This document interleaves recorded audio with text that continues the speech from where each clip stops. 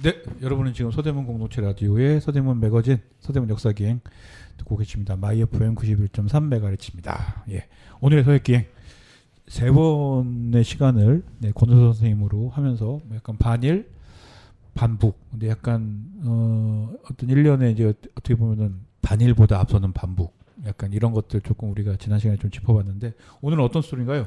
네, 오늘은 좀 분위기를 확 전환해서 네, 지금 그 여자 월드컵이 개막해서 하고 있거든요. 맞습니다. 네, 그 뭐 여자 축구가 크게 인기 있는 종목은 아니긴 하지만 그 SBS에서 그 여자 풋살 하는 것 때문에 약간 골대녀, 네, 그것 때문에 요즘엔 조금 이제 붐이 일었고, 그렇죠.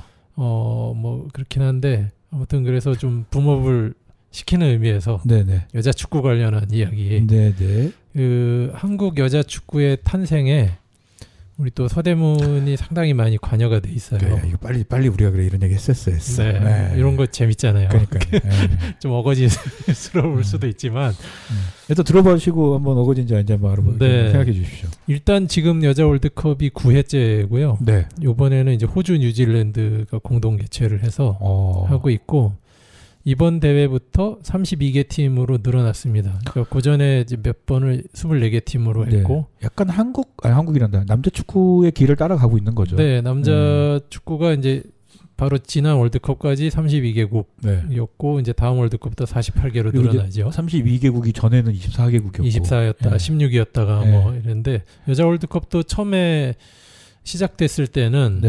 91년에 시작됐는데 그때는 12개. 네. 예. 그랬다가 16으로 늘었다가 24으로 늘었다가 이제 이번에 32 된 거고요. 개막전에서 이변이 있었어요. 네. 예, 개최국 뉴질랜드가 노르웨이를 이겼는데 이게 그 랭킹으로 말씀드리자면 뉴질랜드가 26위, 노르웨이가 12위. 그 뉴질랜드가 생각보다 높진 않네요. 낮진 않네요. 우리나라는 17위입니다. 그러니까 아직 하는 나라가 많지 않다 보니까 이게 사실 랭킹이 한국 랭킹 들으면 생각보다 좋은데 이러실 수도 있어요. 뉴질랜드가 남자 축구 랭킹이 굉장히 낮아요. 그렇죠. 그런 거 생각하면 여자 축구는 굉장히 높은 거예요. 중국도 남자 축구 돈을 그렇게 들여도 안 되지만 여자 축구는 특히 90년대 이럴 땐 세계 최강이었죠. 그렇죠. 남자 축구는 뭐 세계 8대 미스터리. 왜 안 될까? 모든 종목이 다 되는데. 남자 축구는 왜 안 되냐? 근데 여자 축구도 돼. 그러니까 정말 알 수 없는 일이죠. 노르웨이는 사실 그 우승도 했었던 강팀이에요. 그렇군요. 그런데 요즘에 조금 랭킹이 떨어지긴 했지만 아무튼 그 이제 개막전부터 이변이 생겨서 상당히 흥미롭고, 한국 팀 경기는 저희 방송 나가는 날짜 기준으로 다음 날인 25일. 25일 이제 첫 경기를 하게 되는데 우리가 H조예요. A, B, C, D, E, F, G, H. 예, 8번째 조입니다. 그래서 제일 늦어요, 스케줄이. 그래서 25일에 상대는 콜롬비아, 셀 것 같은데요. 모로코, 독일 이렇게 이제 한 조인데, 독일은 센데. 독일은 남자 여자 독일이 가지고 있는 유일한 기록이 있죠. 독일만 유일하게 가지고 있는 기록. 남자 여자 월드컵에서 모두 우승해 본 나라. 그러네. 그래서 독일이 지금도 랭킹 2위입니다. 미국이 여자만 우승해봤고 남자는 우승을 못했고. 그런 거, 뭐 브라질 같은 경우는 약간 남자 축구에 비해서 약하고 프랑스도 좀 약한 편이고. 그러니까 우승해본 나라들이 아까 미국, 독일, 노르웨이 그리고 일본. 일본이 우승을 해봤어요. 일본이 최근에 잘합니다. 중국이 최강일던 당시에는 중국도 우승을 그러면. 중국이 이제 결승도 가고 우승을 못했나요? 4강도 가고 그랬는데 그때 이미 미국한테 이제 뒤집혀가지고. 그때 그 되게 아시아에선 최강이었지만, 근데 지금은 일본이 이 동아시아에선 제일 잘합니다. 그렇군요. 제일 잘하고, 호주가 10위, 일본이 11위, 그리고 중국이 14위, 한국이 17위 이렇게 돼요. 그렇군요. 그리고 아무튼 우리가 이제 우리 조 안에서는 지금 FIFA 랭킹으로는 두 번째입니다. 독일 2위, 우리 17위, 첫 상대 콜롬비아가 25위, 모로코는 이제 한참 아래 72위인데, 그러니까 콜롬비아 경기가 굉장히 중요하죠. 그러네요. 콜롬비아 경기를 누가 잡느냐에 따라서 이제 조 2위가 누가 되느냐의 문제가 이제 좌우가 되니까. 16강. 우리가 16강에를 한 번 갔었어요. 그렇죠. 한 번 갔었는데 2015년에 갔었고, 이번에는 이제 많은 분들이 목표를 그 이상이다. 8강이다 이렇게 이야기를 하는데 이제 뭐 뚜껑 열어봐야 아는 거죠. 네. 네, 잘 할 거라고 믿습니다. 네. 네. 그리고 이 우리나라 팀의 그 황금 세대라고 하는 게 있어요. 네, 맞아요. 한 90년 정도부터 한 94, 5년생까지. 네, 맞아요. 네. 이분들이 2000년대 후반 그리고 2010년대 초반 이때 그 U17, 뭐 U20 이런 청소년 월드컵에서 굉장히 좋은 성적을 그쵸. 냈어요. 네. 우승도 한번 한 적이 있죠. 그래가지고 근데 그때 이제 뛰던 선수들이 지금도 대표팀에 있는 분들이 있거든요. 제일 대표적으로 지소연 선수. 네. 그러니까 있고 그들보다 더 선배격인 선수들도 있어요. 그러니까 우리 대표팀에 지금 막 84년생 선수도 있고요. 84년 40 아닙니까? 네. 그러네요. 네. 그리고 제일 적게는 2007년생 선수도 있습니다. 2007년이면은 아직 성인이 아니에요. 그러니까 U17을 뛰어야 되는. 네. 그러니까 굉장히 연령 폭이 넓고요. 그러네요. 그 황금 세대라고 하는 분들이 사실은 2019년 월드컵이 마지막이다 이랬는데 이제 지금도 한 번 더 하는 거예요. 그래서 이 세대가 좀 좋은 성과를 거두고 물러났으면 하는. 그러니까 지소연 그렇죠. 이런 선수들이 첼시에서 뛰고 이러면서 거기 뭐 챔피언스리그에서도 좋은 성적 내고 뭐. 맞습니다. 우리가 잘 몰라서 그렇지 사실은 여자 축구 그걸로 가서는 뭐 박지성만큼이나 뭐 굉장히 그 정도의 위상은 되죠. 훌륭한 성적을 냈었는데 근데 국가대표에서는 조금 더 맞습니다. 이 지원의 문제였을지 아니면 지금 그래도 좀 기대하는 몇 가지 이유들은 있어요. 그래요? 일단은 지금 감독, 콜린 벨 감독이 그렇죠. 맞아요. 콜린 벨 감독이 상당히 그 친화력도 좋고 리더십도 좋고 그 다음에 콜린 벨 감독이 이제 대표팀을 맡으면서 지난해인가요? 지난해 우리가 그 동아시아 이쪽에서 우리가 아시안컵에서 2위를 했죠. 결승까지 간 게 최초예요. 그렇군요. 네, 희한하게 한국이 아시안컵에서는 약해요. 네, 남자 여자 모두 다. 네, 약합니다. 우리가 월드컵에도 지금 뭐 매번 나간 게 아니거든요. 여자도 못 나갔던 이유가 아시안컵에서 성적이 안 좋아서. 아시안컵이 이제 여자 같은 경우는 이게 지역 예선을 겸하는데 거기서 성적이 안 좋으니까 못 갔던 거고 최근에 이제 참가국 수가 늘어나면서 아시안컵에서 뭐 한 4강 정도 들어가면 이제 갈 수 있는 게 됐고 한 4장까지는 줄 테니까요. 지금은 6장으로 늘었습니다. 그래서 우리가 4강에 못 들었는데도 간 적도 있어요. 예전에도. 근데 이제 이번에는 완전 2위까지 했으니까. 그래서 실제로 가장 기대해 볼 만하지 않느냐라는 이야기가 나오고 이 콜린 벨 감독이 실제로 2015년에 여자 유럽 챔피언스 우승 감독이기도 해요. 그러니까 저런 사람이 어떻게 한국에 와 있을까 싶은 그런 사람이긴 합니다. 사실은. 약간 히딩크처럼 투자를 한 거네요. 약간. 그렇죠. 2002년 당시처럼 그러니까 해서. 전에 그 김판곤 씨가 전력강화위원장을 하면서 벤투도 선임하고 콜린벨도 선임하고 김판곤 선임 시스템을 만든 사람이었죠. 아무튼 지금 그게 또 뭐 도루묵이 되긴 했습니다만 아무튼 그래서 콜린벨 감독은 계속 지휘를 하고 있고 감독 때문에라도 좋은 성적을 지금 기대를 하고 있습니다.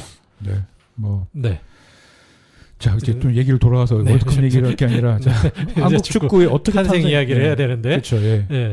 여자 축구라는 게 서구에서도 사실은 그렇게 막 성행하고 이러지 못했어요. 그렇죠. 뒤늦게 자리 잡았고 유럽에서 리그가 생긴 것도 아주 빠른 데가 한 60년대.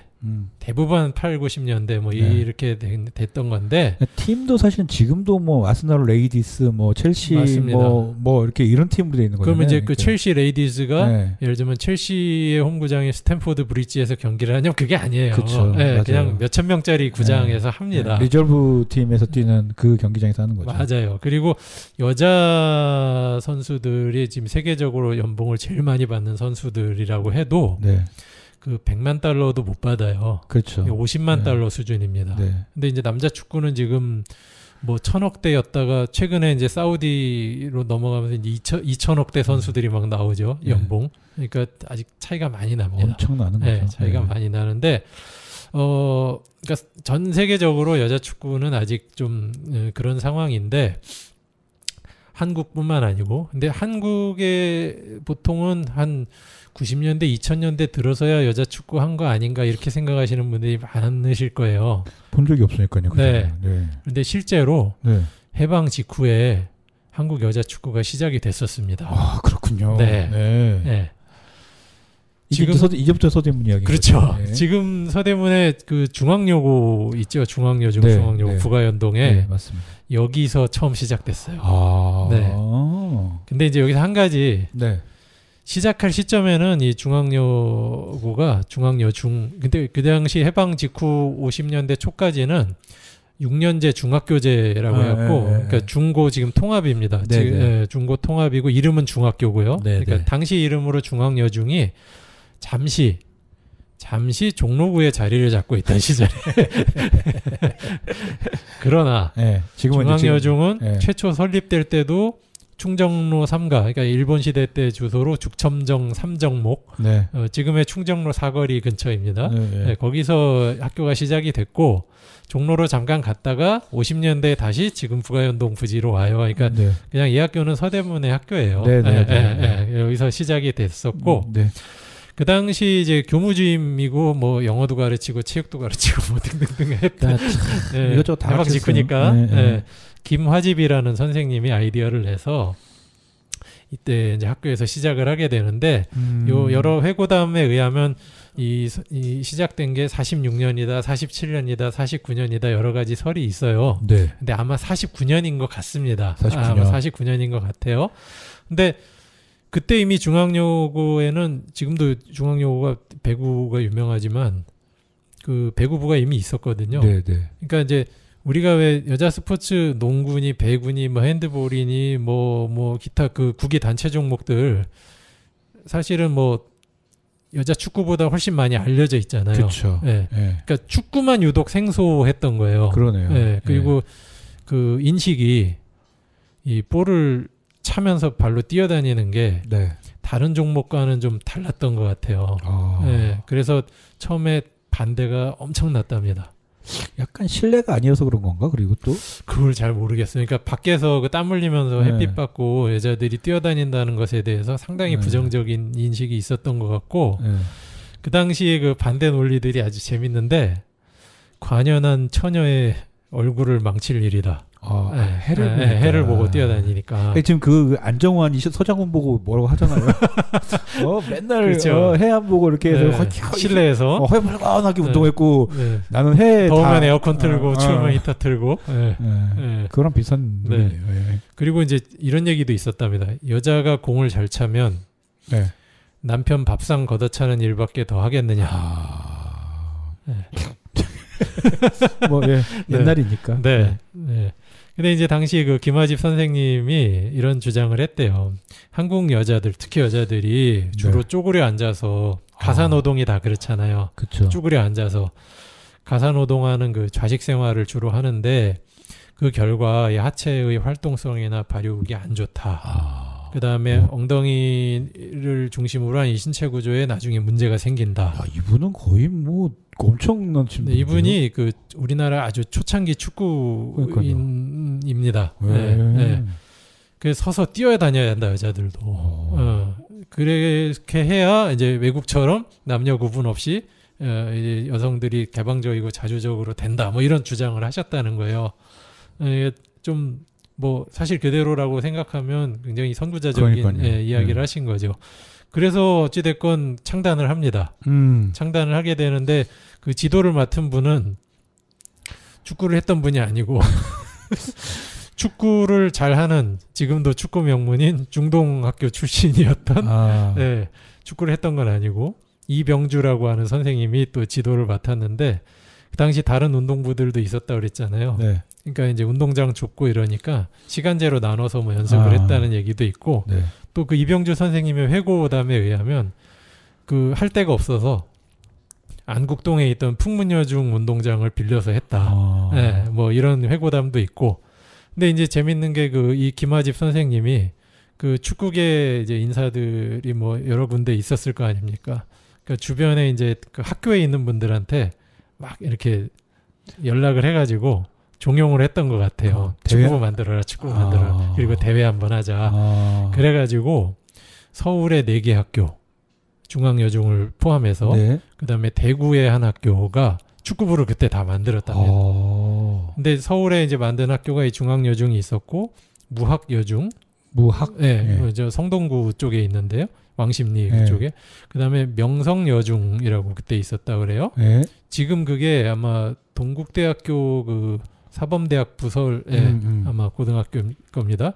그리고 경성여상이 뭐냐면 서울여상인데 지금 서울여상은 관악구에 있지만 그 전에는 이제 저쪽에 있었죠. 네, 1930년대 이미 홍제동에 자리 잡고 있었거든요. 그렇죠. 그게 서대문의 학교죠. 네, 경성여상이 축구부를 만들었고 그래서 서울의 4개 학교 중에 2개 학교가 서대문구. 네, 서대문 학교라는 거죠. 그러니까 한국 여자 축구의 시작에 서대문의 학교들이 있었다. 되게 약간 속상한 건데 49년에 아까 얘기해서 뭐 이렇게 만들었다고 하면 맞습니다. 그 다음에 한국 전쟁이 났기 때문에 이어지질 못했죠. 그러네요. 네. 우리도 역시 이야기를 이어지지가 않을 것 같은 시간이 다 됐죠. 네, 다음 시간에는 이 학교들이 모여서 1949년에 한국 최초의 여자 축구 대회를 하거든요. 네, 그 얘기부터. 그러면 우리가 다음 시간에는 또 이렇게 한국 우리 국가대표 여자 축구 국가대표들의 좀 결과를 가지고 함께 이야기도 해볼 수 있겠다라는 생각이 좀 듭니다. 네, 맞습니다. 예, 오늘의 서혁기행은 한국 여자 축구 탄생에 대한 이야기와 거기를 서대문구가 한 몫을 했네요. 예, 그 얘기 했고요. 다음 시간에 한국 여자 축구 결과와 함께 우리 좀 최초의 여자 축구 대회, 여자 축구 탄생에 대한 이야기 더 이어가 보도록 하겠습니다. 지금까지 서대문 역사기행 황원했습니다. 네, 박정우였습니다. 감사합니다.